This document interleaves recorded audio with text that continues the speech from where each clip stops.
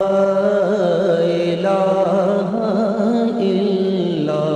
هو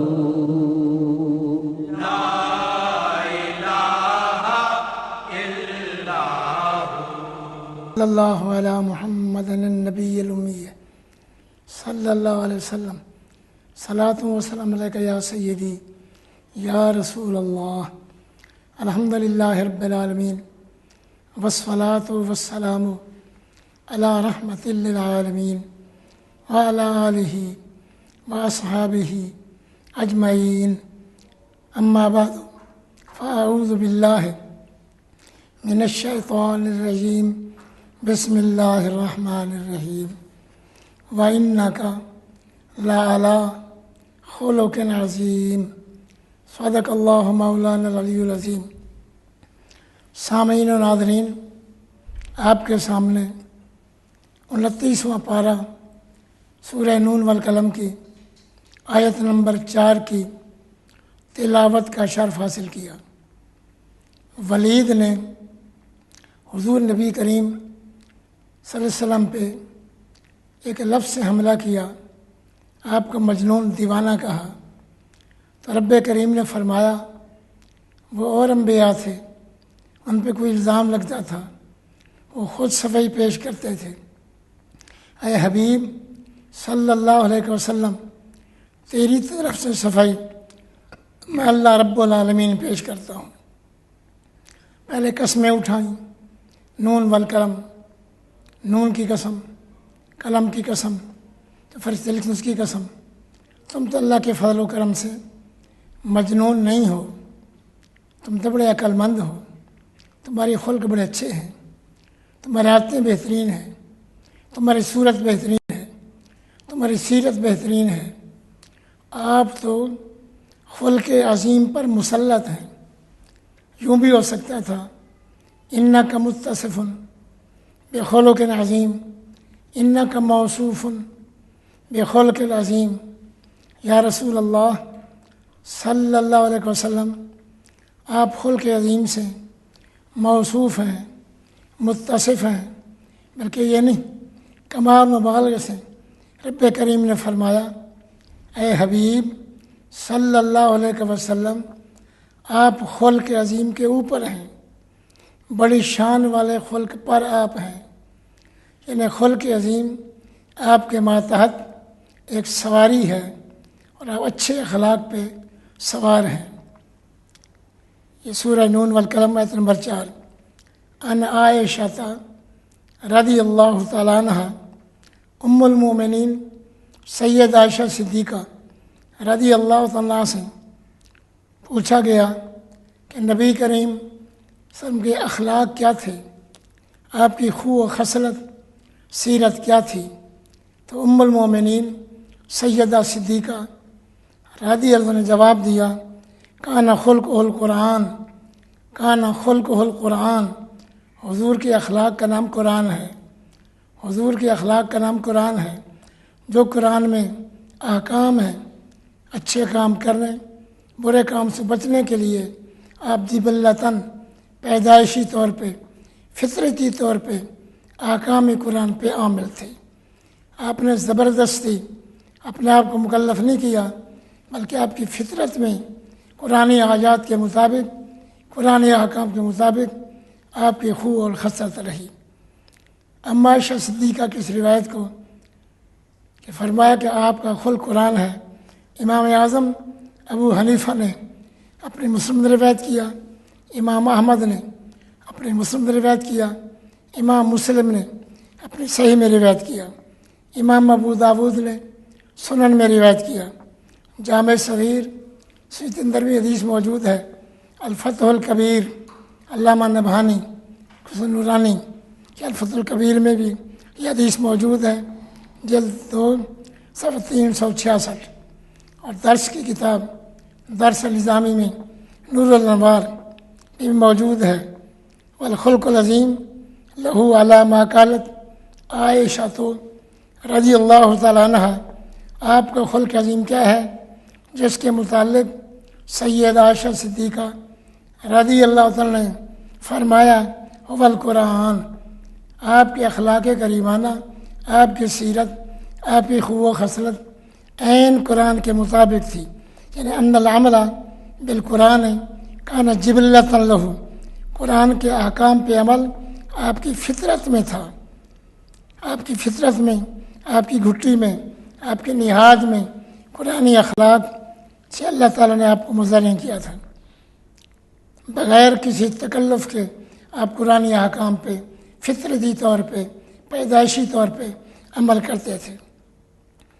ایک مطلب یہ بھی ہے کہ جیسے قرآن کے عجائب و غرائب غیر متناہی ہیں، نبی کی سیرت کا باب بھی غیر متناہی ہے۔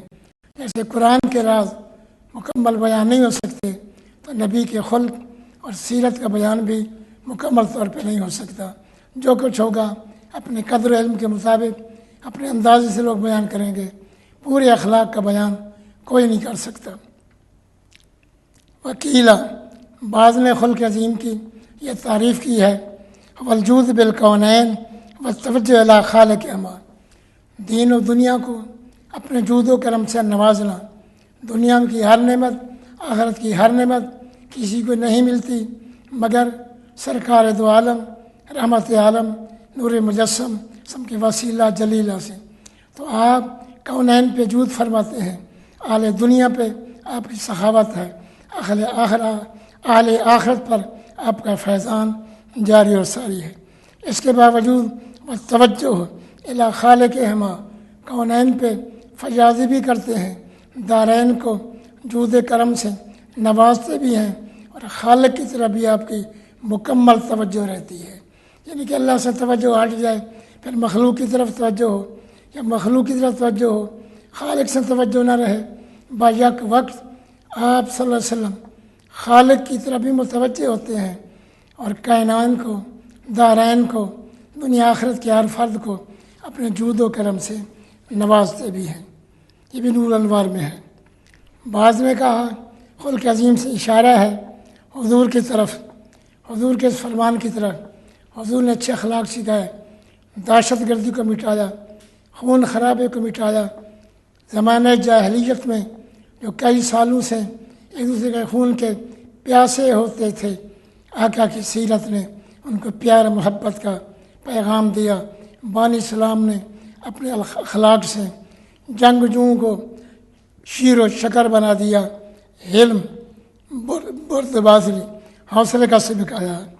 حضور فرمایا صلی اللہ علیہ وسلم، سل من قاطع کا، تو تجھ سے قطع تعلق کرے تو اس سے اور ملا، تو قطع تعلق نہ کر تو صلہ رحمی کر۔ واعف عمن ظالم کا، تو تجھ پہ ظلم کرے تو ظلم کا بدلہ ظلم سے نہ لے بلکہ معاف کر دے، درگزر کر دے۔ ظلم کے بدلے کو ظلم کے بدلے سے بدلہ نہیں لینا بلکہ معاف کر دے۔ وَأَحْسِنْ إِلَىٰ مَنْ أَسَاءَ إِلَيْكَ، جو تیری طرف برائی کرے تو اس سے بھلائی کر۔ یہ آپ کے اخلاق کریمانہ ہیں، جو برائی کرے اس سے بھلائی سے پیش ہو، جو ظلم کرے اس کو معاف کر دو، جو قطع تعلق کرے اس سے اپنے تعلقات استوار کرو۔ اس حدیث کو ابن نجار نے روایت کیا۔ حدیث کے راوی حضرت مولا علی مشکل کشا کرم الکریم کی ذات گرامی ہے۔ جامع صغیر کے اندر فتح الکبیر جلد 288 پہ یہ حدیث موجود ہے۔ مدارج نبوت شیخ عبدالحق محدث دہلوی رحمۃ اللہ علیہ، جن کو ہر رات بلا ناغہ حضور علیہ السلام کی زیارت نصیب ہوتی رہی، وہ بھی اتنے خلق عظیم حضور کے فرمان میں ثابت ہو رہا ہے، ظالم سے بدلہ لو، ظالم کو معاف کر دو، جو تم سے قطع تعلق کرے اس سے تعلق جوڑ لو، جو برائی کرے اس سے بھلائی کرو۔ صاحب انوار فیصلہ کرتے ہیں خلق عظیم کی ساری تفسیریں برحق ہیں۔ والاصح، صحیح یہ ہے کہ خلق عظیم یہ ایسا سلوک ہے، ایسی راہ چلنا ہے جیسے اللہ تعالیٰ بھی راضی ہو اور مخلوق بھی راضی ہو۔ حضور علیہ السلام کے ایسے اخلاق کریمانہ تھے، ایسی پیاری سیرت تھی، محبت، مودت، ان کا درس تھا آپ کی سیرت میں کہ جدال کو صلح سے تبدیل فرما دیتے تھے، تو دشمنوں سے لڑتے رہے تھے، آپس میں شیر و شکر بنا دیا۔ حضور علیہ الصلوۃ والسلام کا خلق عظیم یہ ہے کہ خالق سے توجہ کرتے ہوئے ایسے کام کرتے تھے اللہ بھی راضی مخلوق بھی راضی۔ فارسی کے ولی کہتے ہیں بدیرہ بدی سہل باشد جزا، برائی کا بدلہ برائی سے دینا یہ تو آسان بات ہے، برائی کا بدلہ برائی سے دینا بالکل آسان ہے۔ اگر تو جوان مرد ہے، ہمت قوت والا مرد ہے، احسن الی من اساء، جو برائی کرے تو اس سے بھی بھلائی کرے، جو برائی کرے اس سے بھی بھلائی کرے۔ آج مسلمانوں کے معاشرے میں خون خرابہ ہے، فتنہ فساد ہے۔